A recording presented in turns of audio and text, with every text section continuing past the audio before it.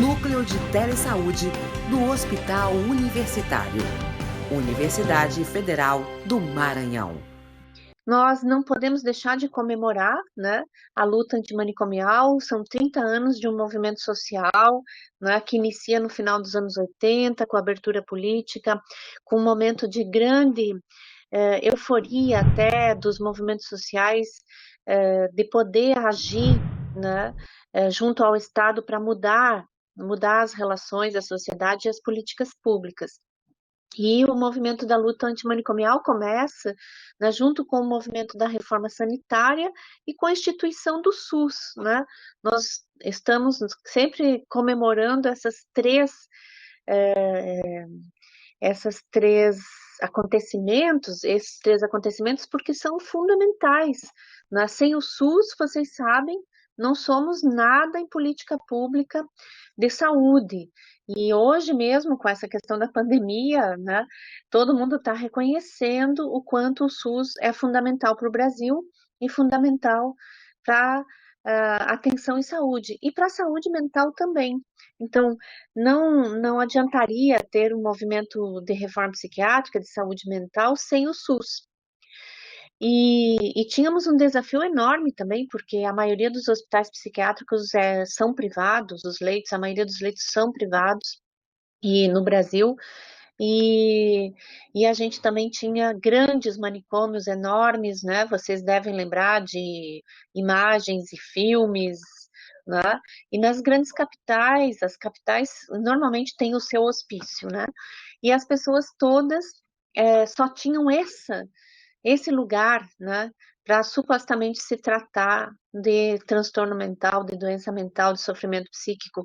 E esse lugar é um lugar que se mostrou ineficaz, ineficiente, violento, né? Então, nessas décadas aí, do final dos anos 80, todos os anos 90, foram décadas de intensa discussão, debate e de dar visibilidade para toda a violência e a desassistência, na verdade, que acontecia dentro dos hospitais psiquiátricos. E não vamos nos enganar, porque ainda acontece, né? E que eles ainda estão aí, esse processo é um processo que não terminou. Está em curso ainda, né? Que ainda está em curso, a gente não pode achar que terminou. Pelo contrário, né? Pelo contrário, a gente teve uns 30 anos aí avançando em direção à reforma psiquiátrica. Eu não sei se alguém de vocês viu, mas recentemente a gente teve uma live, né? Que agora estamos no período todo das lives, da epidemia de lives, com todos os coordenadores de saúde mental do Ministério da Saúde do Brasil, desde 91, né, até 2015, aí, quando a gente teve, né, esse impasse, essa ruptura, né, no processo democrático do país, não é? E no processo de avanço das políticas públicas na direção da saúde, tal como, e da saúde mental, tal como todas as conferências e as diretrizes se encaminhavam, né? Então, nós vamos ter 30 anos de avanços, em direção a um cuidado que descentralizasse esse atendimento, que tirasse do hospital psiquiátrico como o único lugar, né? E um lugar que não tratava ninguém, né? Que deixava as pessoas piores do que entravam, que cronificava e mortificava as pessoas, porque o resultado desse modelo são asilos manicomiais, né? Asilos psiquiátricos, pessoas que perderam toda a referência com a realidade, com a família, com a sociedade. E isso não é efeito da doença, não, tal como algumas ramos da psiquiatria teimam em dizer. Isso é efeito da institucionalização, né? Porque hoje nós já temos experiências de tratar as pessoas em liberdade e as pessoas não cronificam daquela forma, não ficam, né, catatônicas, automatizadas, robotizadas, mortificadas. Então, nós temos um movimento que é vitorioso, temos avanços na política pública do Brasil vitoriosos. Veja, né, a gente brigou tanto para ter CAPS por todo esse país, né?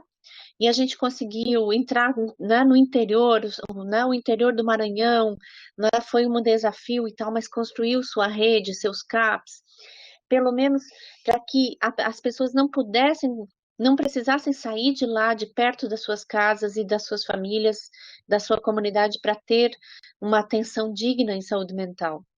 Né? Conseguimos chegar no Amazonas, né?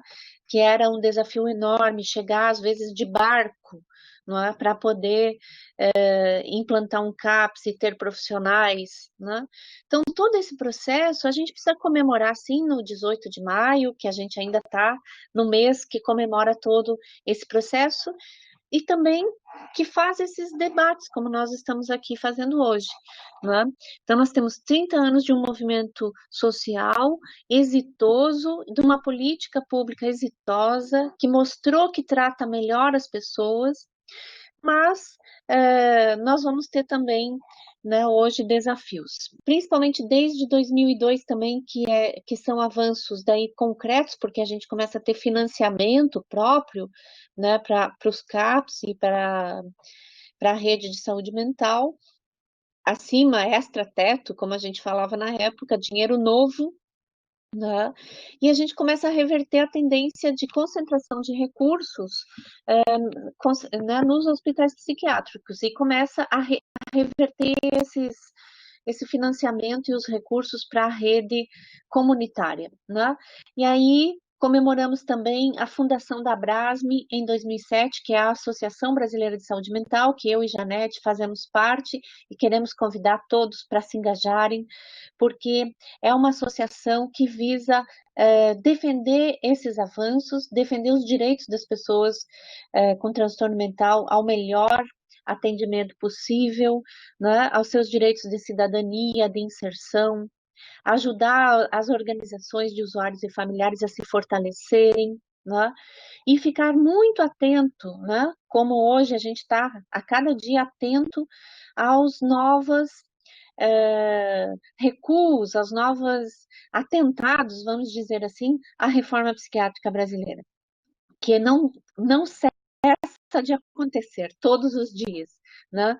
Com revogação de portarias, com diminuição de recursos, no início desse processo aí, 2015, 2016, a gente teve CAP sendo fechados, desfinanciados, descredenciados, mais de 300 CAPs descredenciados.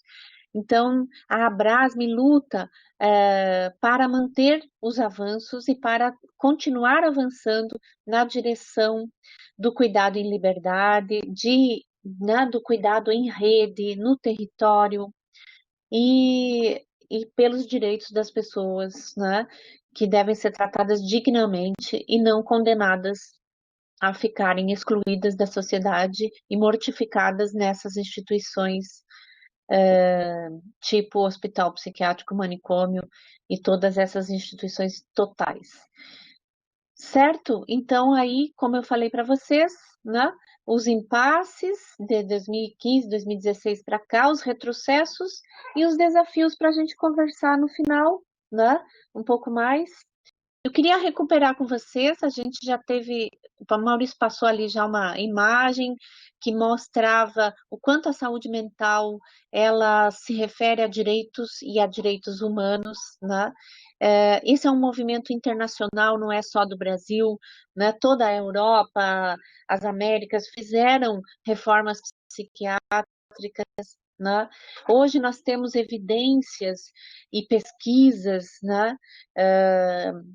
Suficientes e comprovações suficientes para nos mostrar que todo o cuidado na comunidade, no território, é muito mais eficiente que o cuidado centralizado em um hospital ou em uma instituição qualquer. Né?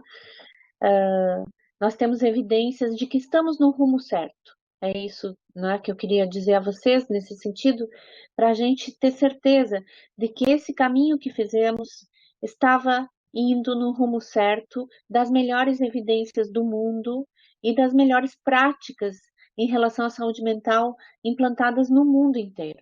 E o Brasil, com o apoio da OPAS, com o apoio da OMS, foi construindo a sua reforma.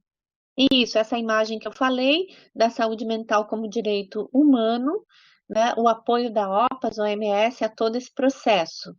E aí, né, um pouco que eu gostaria de trazer para vocês, não só as questões históricas, das datas, do momento histórico que a gente viveu da luta, mas também dos princípios e dos valores que norteiam todo esse processo, né? Se a gente perde os valores, as diretrizes, né, que nos norteiam, a gente facilmente começa a questionar ou achar, então tá, então aquele modelo pode ser bom, porque é muito difícil, né? Se a gente não tem bem claro e fundamentado para nós de que esses são os valores que nos norteiam. Então, a atenção psicossocial, ela foi um construto, um conceito que, é, que foi extraído, que foi construído em todo esse processo no Brasil, né? E que congrega todos esses valores, né, e princípios da reforma psiquiátrica brasileira, das práticas em saúde mental. Então, a atenção psicossocial tem como princípio fundamental a promoção da autonomia. Então, nós não queremos pessoas dependentes, robotizadas, dopadas, né? Que só estão controladas em seus sintomas, né? A atenção psicossocial visa a autonomia, visa muito mais do que isso, não só controlar sintomas, né, desse transtorno, mas sim que a pessoa possa construir laços sociais, circular pelo território, se incluir no trabalho, na vida, né? É uma defesa da vida, dos direitos humanos, da saúde das pessoas em sofrimento e olhar para cada pessoa também em suas necessidades singulares. Por quê? Porque nós não tomamos mais como objeto de nossa atenção, de nosso cuidado, a doença, né? A gente coloca entre parênteses a doença e vai olhar para o sujeito, vai olhar para a pessoa. Então, o paradigma da atenção psicossocial, ele faz vários enfrentamentos ao paradigma psiquiátrico tradicional, que eu até vou falar um pouquinho mais adiante. Então, o paradigma da atenção psicossocial, ela não toma como ponto de partida uma doença ou um diagnóstico, sim, mas sim uma pessoa, né, complexa, né, integral, um sujeito singular, que não é igual. Mesmo com um diagnóstico igual, digamos, as pessoas com esquizofrenia ou esquizofrênicos não são iguais. Né? Cada um é diferente do outro, com uma história, um lugar, uma forma de sentir, uma forma de pensar, de se relacionar muito diferente do outro. E é isso que nos importa mais. Para conseguir promover sua autonomia e seu cuidado, a gente tem que olhar para esse sujeito de forma mais singular possível. E vocês sabem que os hospícios, os hospitais psiquiátricos, pelo contrário, massificavam o atendimento, né? Aldol, Neosine e Aquineton, né? Para todo mundo.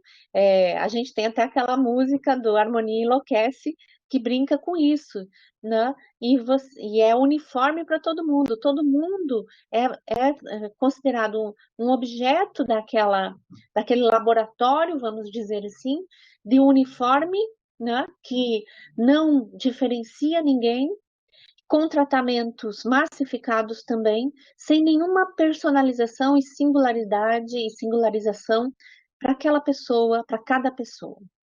E isso a gente sabe que não é tratamento, né? Como dizia, como disse o Basaglia, quando teve no Brasil, no final aí dos anos 70, nos anos 70, ele olhou para os nossos hospícios e falou: isso aqui é uma, um campo de concentração, não é? Não é um lugar de tratamento, né?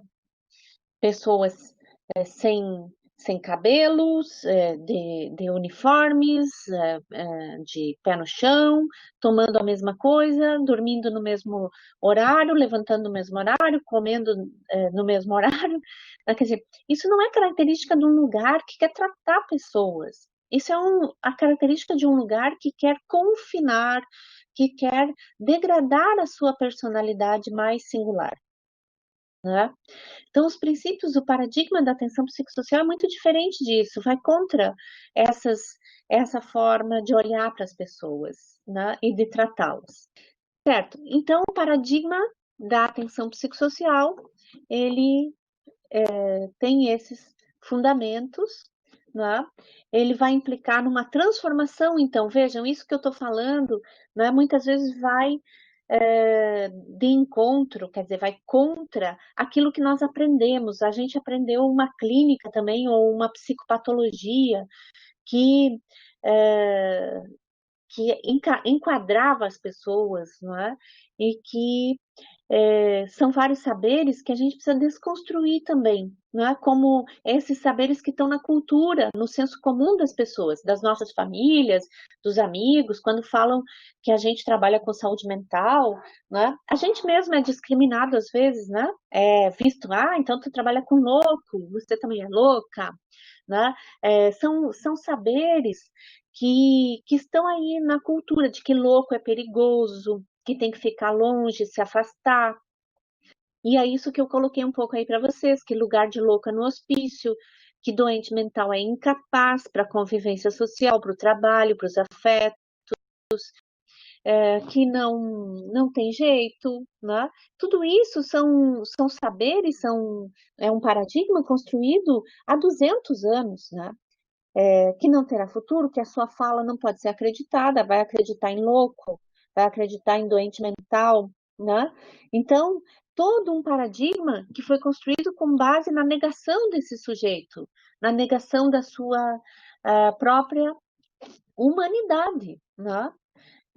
E todo um saber que foi feito sem que o louco, a própria pessoa, falasse dela mesma, sem que ela pudesse ter lugar de fala, né? É isso que o Foucault mostra muito bem nos seus escritos, o quanto toda a história da loucura foi contada e foi feita sem que a voz das próprios loucos, das próprias pessoas consideradas loucas, fosse ouvida, né? E fosse colocada nessa história, né? Então, nós temos por muitos anos essas pessoas foram caladas, foram sufocadas e caladas naquilo que elas gostariam de ser tratadas, de ser vistas, no que elas sentiam, no que elas viviam, né? Então, essa ideia de que o isolamento é tratamento, né, vem de 230 anos atrás, com Pinel, que dizia isolar para tratar. E foi o que ele fez, construindo os hospícios, deixando as pessoas consideradas loucas internadas, isoladas da sociedade. E aí, veja bem, gente, nós todos estamos sofrendo agora com essa ideia de isolamento social, né? Então, é muito conveniente mesmo que a gente pense, né, o quanto que as pessoas que foram consideradas com transtorno mental e foram isoladas da sociedade com a desculpa, né, com a ideia de serem tratadas, o quanto elas sofreram mais. Né? Então, o isolamento é uma forma de tratar as pessoas. O isolamento, na verdade, ele não produz mais sofrimento. Né? Nós estamos tendo que ficar isolados por causa, sim, de uma doença contagiosa, mas a loucura não é contagiosa. Né? Por que, que as pessoas foram separadas das outras, retiradas da família, retiradas da sociedade e isoladas, né? Com o paradigma, com a ideia, né, com os pressupostos de que isso ia tratá-la. Né? Então, eu vou deixar aí também essa discussão para a gente fazer no final, como todo mundo está sofrendo com isolamento e como isso poderia ser, né, um pressuposto de tratamento das pessoas. Qual que é a linha, então, que nos separa da loucura? Né? O que eu estou trazendo para vocês aqui é é um questionamento mesmo, é um questionamento que está na base de todos esses paradigmas que estão em questão, que estão em tensionamento nesse campo. Né? Será que as pessoas loucas são os outros? São eles? São aqueles lá que estão internados, né? Ou que supostamente têm um diagnóstico? Na verdade, essa linha ela é uma linha arbitrária, todos nós sofremos, por exemplo, nesse momento, todos nós estamos sofrendo também e tendo vários sintomas até de ansiedade, de depressão, de pânico, né? Porque o sofrimento psíquico é humano, é de todos nós, né? Não tem exatamente uma linha que separa aqueles que são os loucos e aqueles que são os normais, aqueles que são sãos e loucos. Isso não existe, isso é arbitrário, é um paradigma que se construiu tentando fazer essa busca, né? Esse controle também para separar essas pessoas da convivência social, com vários pressupostos de que poderiam ser agressivas ou perigosas ou que poderiam fazer mal à sociedade. Na verdade, a grande maioria das pessoas que foram internadas são pobres, né, ou são pessoas também que estavam à margem da inclusão social, né, desempregados, né, ou pessoas que não se adaptavam mesmo às normas dessa sociedade. E todos nós sabemos o custo que temos para se adaptar a ela, né? Eu vou só consolidar para vocês um pouco. Então, esses dois modelos, né, que eu venho falando do paradigma da atenção psicossocial, em que valores, em que princípios ele se baseia, fundamenta, e o modelo do paradigma psiquiátrico, hospitalocêntrico, medicalizador, que pode ser chamado assim, segundo Costa Rosa, que é um autor que fez essa definição dessa forma, que nos ajuda a olhar para esse modelo. Esse modelo é um modelo que inspirou, que norteou a própria saúde como um todo, né? Toda a saúde brasileira, e principalmente na ditadura militar, ela foi baseada em hospitais, né? Se construiu um parque hospitalar pelo Brasil inteiro, né? E todas as ações estavam concentradas nos hospitais, e a atuação médica também em ações curativas dentro de hospital, né? Como um lugar que teria mais alta complexidade tecnológica também, né? Fragmentado, sem rede, né? Sem equipes, mas muito no trabalho individual, né? Com baixa valorização da atenção básica.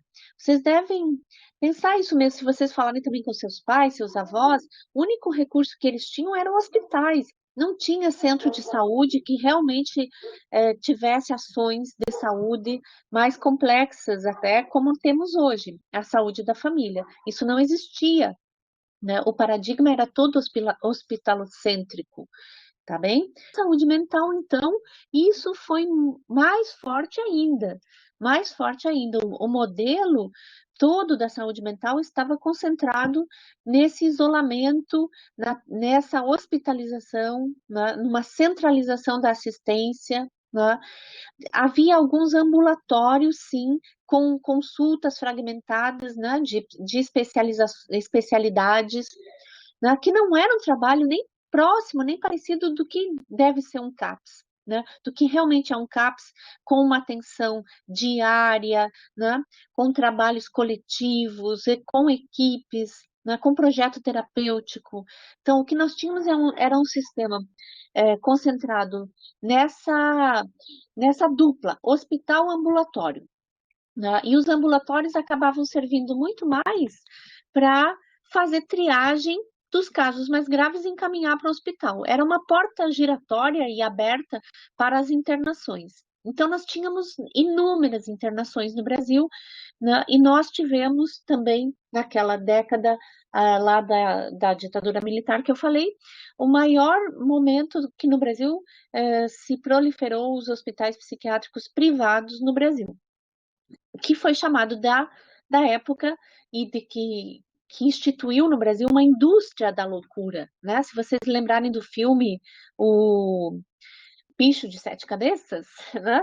O filme O Bicho de Sete Cabeças, para quem viu, mostra muito isso, né? A indústria da loucura, aquele hospital faturando com a IHs, né? Autorizações de internação hospitalar. Quanto mais internação, mais o hospital ganhava.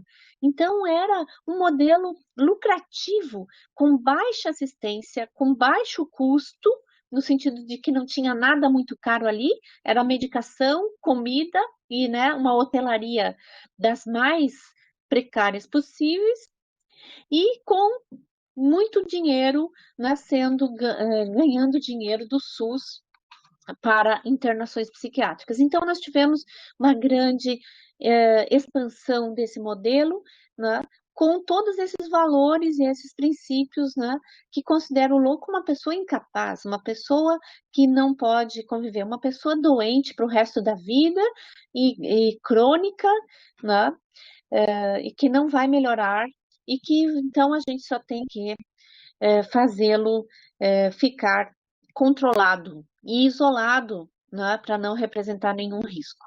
Bom, então vejam, são dois modelos. Esses dois paradigmas e esses dois modelos ainda estão em tensionamento na nossa realidade, em disputa, né? Mas nós podemos ter a,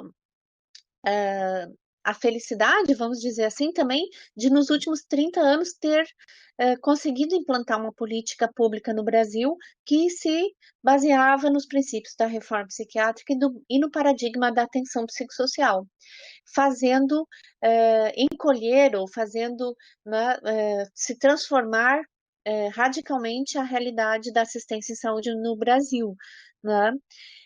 E isso foi muito possível devido a essa lei que está aí, a Lei 10.216, que ela levou 12 anos de muita luta, de muita mobilização, né, da luta antimanicomial dos familiares, dos usuários, que passaram a ser protagonistas, né, desse movimento e atores essenciais para que a gente pudesse mudar a lei brasileira, que era uma lei toda baseada na exclusão das pessoas com transtorno mental e na internação delas. O único direito que elas tinham era de serem internados. A lei anterior dizia aos loucos de todo gênero a internação, né? Então, a Lei 10.216, ao contrário, ela começa falando dos direitos dos usuários, né? Dos direitos das pessoas com transtorno mental, né?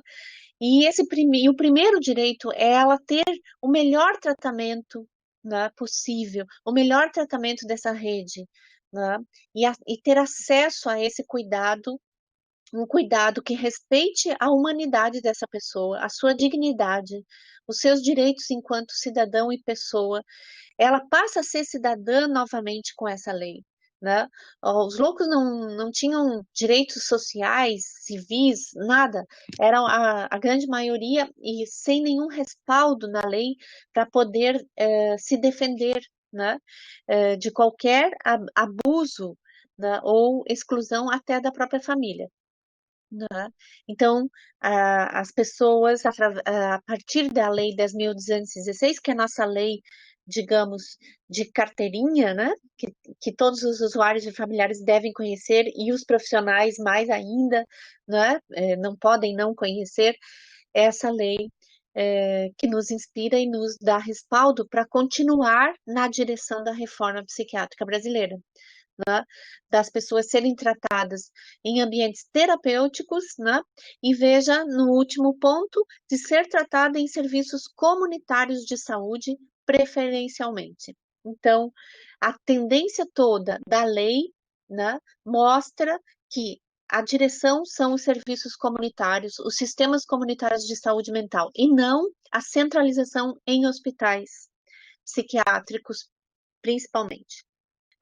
Reforçando aqui a estratégia, o paradigma da atenção psicossocial, ele vai além, né? Ele vai para o território, é um sistema comunitário, não se limita só aos CAPs, né? Então, isso também é uma questão que há anos a gente se debate no sentido de que a reforma e a rede de atenção psicossocial não é só CAPs, mas os CAPs são fundamentais, sim, para poder cuidar das pessoas de forma mais intensiva, né?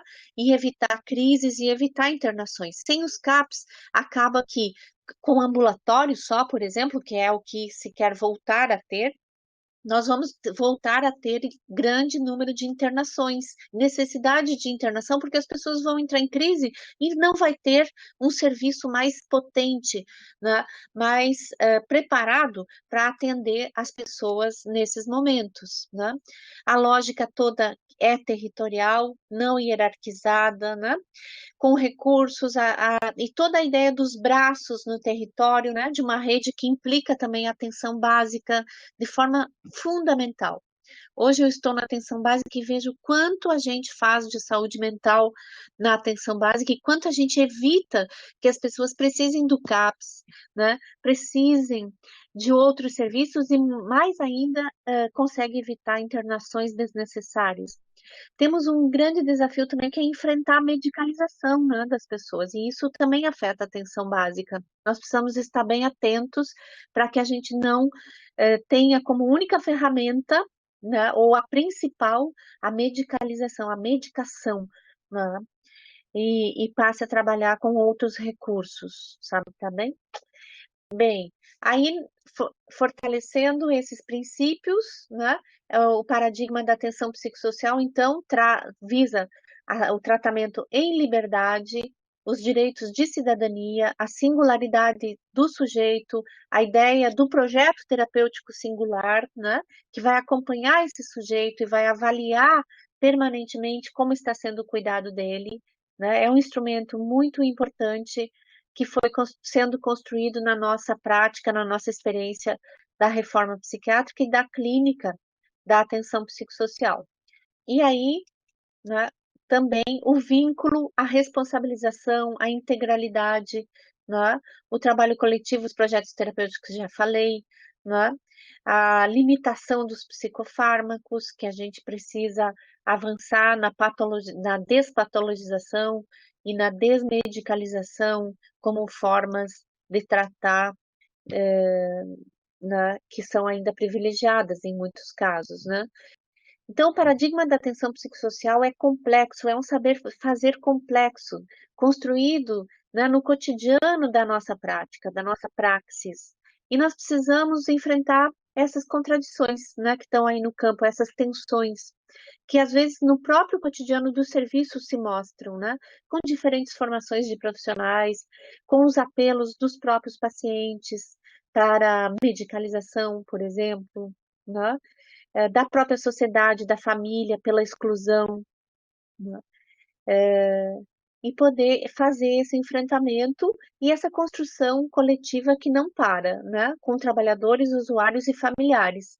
E cada vez mais pensar que esse paradigma e essas concepções todas, elas só vão ser efetivas também se cada vez mais os usuários e os familiares tiverem voz ativa, tiverem um lugar privilegiado nessa mudança, né? E que sejam eles os principais protagonistas do cuidado deles mesmos e do avanço nos seus direitos, né?